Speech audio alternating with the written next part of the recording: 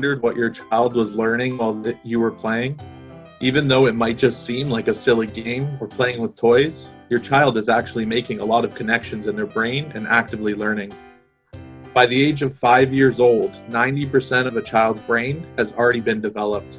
This is why, as a parent, you are your child's first and most important teacher.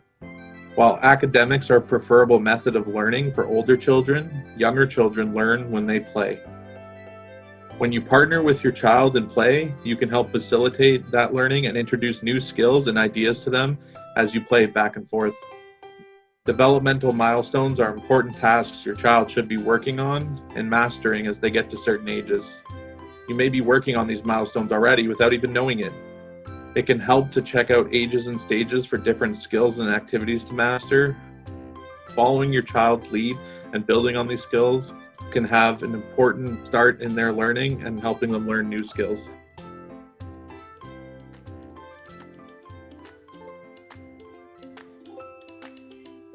Hi everybody.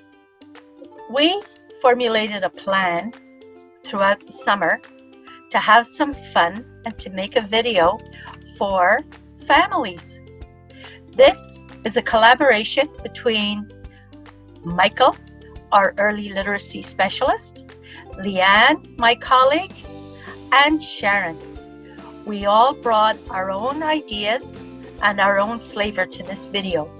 And really, the main idea for the video was to help our parents realize and understand that play is so important and some really important skills are happening in a fun way. So this is what I got up to this summer. I spent a lot of time in my garden where I got to play a lot with water, and I got to smell everything using all my senses when I was outside and bring it indoors too. I love the way you added the water, Leanne, and what I noticed too, you have some frozen water, some ice cubes, and a straw. You could even have a sip of that water when the ice cubes melt. Good thinking. I like the tools you brought out to use, and I see you using your fingers as tools as well to really get the full experience of the mud.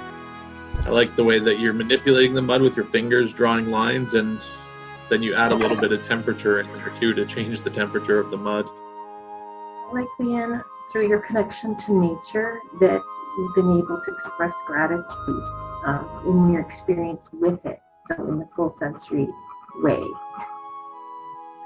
Yeah, it's amazing how we can make all these connections in our homes and in our backyards.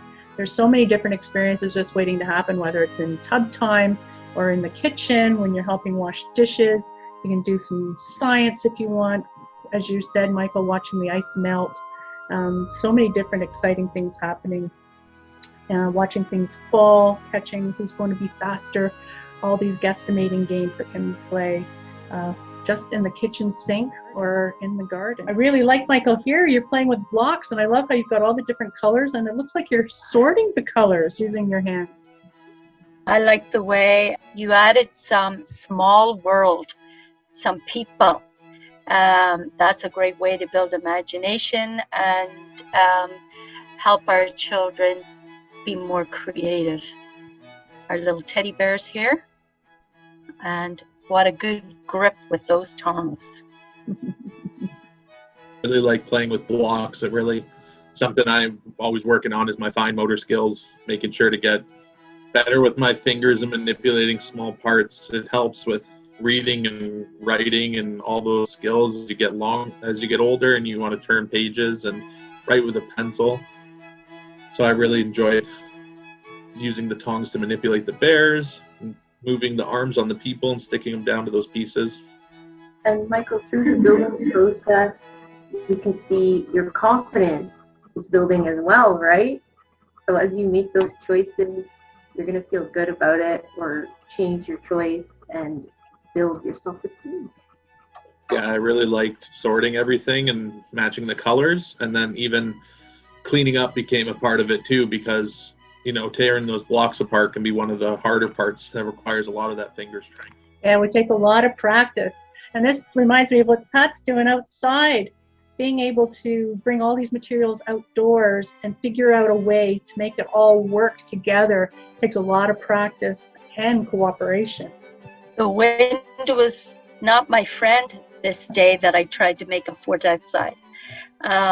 I really love this idea. It can be incorporated inside your house or outside your house. Grab some blankets, some cushions, some books, a bear, anything that your child would like. Just follow their lead. It gives them the opportunity to be calm, a place to chill, or a place for their imagination to grow.